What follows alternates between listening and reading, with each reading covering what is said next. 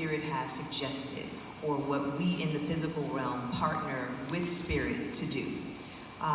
And so with that in mind, art is to be used, in my opinion, to bring forth a resonance of the continuum of energy, the continuum of, or the fact that there really is no such thing as time, and that all we have is right now.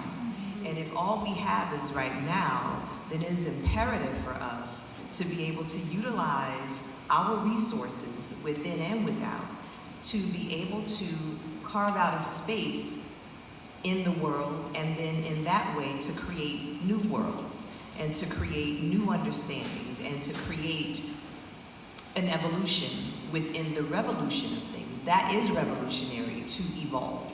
And that evolution comes from the fact that if we don't understand that everything, 98% of what happens first in spirit, this is not religion, this is spirit, and the other 2% is just a manifestation of that, then we would understand how to wield more responsibly our power, you know, and how far-reaching that power really is. And so whenever I make work, my work, like I said previously, always first and foremost comes from spirit realm.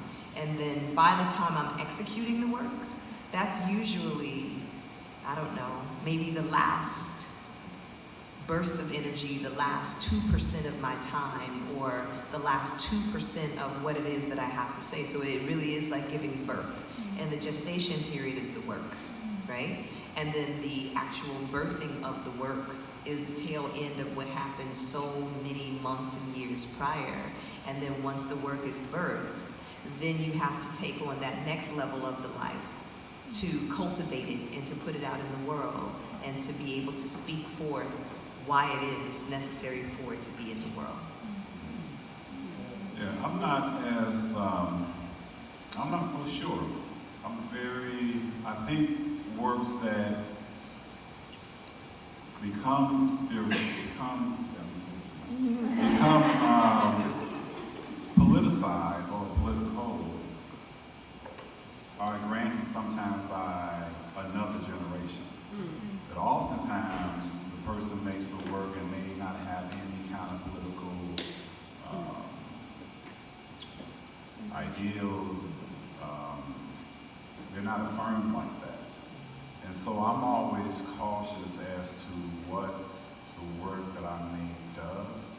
And I really enjoy letting the people decide if that's something that they can use to further something for them, if they want to politicize it in some way, if it's purely just for enjoyment.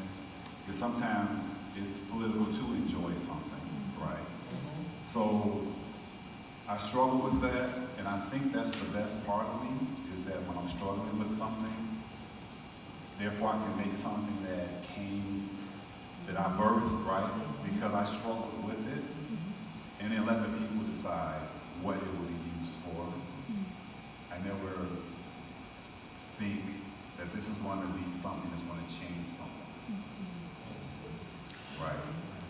I don't necessarily give my art the assignment to change someone, but I'm very aware that it has the power to do so. Right? That's not, I don't know, you're going to write a poem that's going to change lives and conditions. That's not the, that is not the assignment. But I will say that I am from an understanding that some people just come with adjectives and just make the shit political when you don't want to be. Right? That if it's filtered, if the work is filtered through those adjectives, or what then modifies your experience as a human, then that in itself makes it a political work. Right? And then I understand also the politic in my work, and I'm very intentional in how I visit politics. As the work that I'm making is always trying to figure out how, when I was listening to my mom and my uncles and my aunties and my friends and my students and other people around me speak and what they're talking about, how can I present that in an artful way, right? How do I present it as code? When I am creating music, it's really this idea of how do I, through music, show folks that I'm cool with being the preacher who cusses and the blues man who prays, right? And it's because I grew up with folks that was listening to Millie Jackson in the basement, and a big mama who was listening to Haley Jackson upstairs. And so I got it both, but then I never really had to pick or refuse to, right?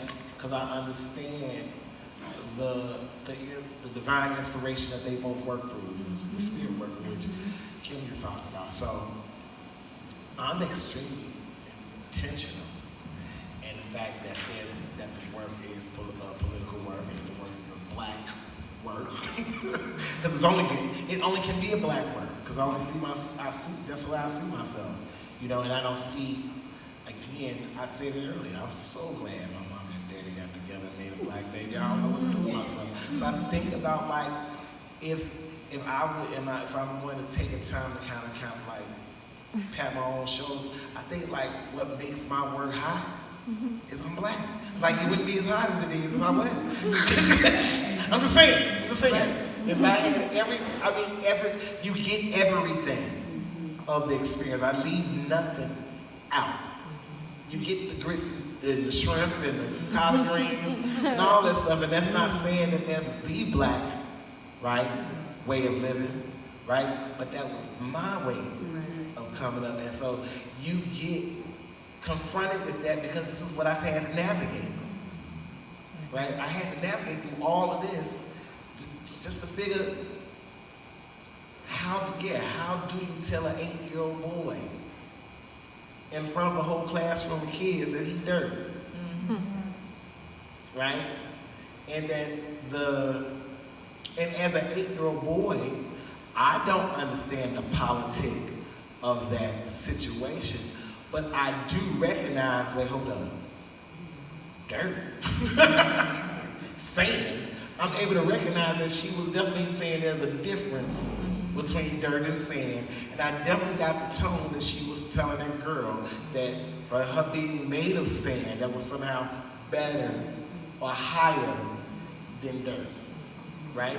And again, as an 8-year-old child, I don't understand the politics of that situation, but I know that me speaking for myself was me advocating the politics of the situation. Like, I got in trouble, right? I got in trouble when I said what I said. I got sent to the principal office. And I'm trying to figure out, how do you get sent to the principal office for getting 100 on the spelling test? Because that's all I thought I did. All I thought I did was pass the test, but I got sent to the principal office speaking up to a woman who had just told me I was dirty. And I think that, talking about pedagogy, and I wanted to actually, and how we support young people and young people's coming to voice is really the last and closing question, because I know that we're just at that point where we can go a lot deeper. And I know that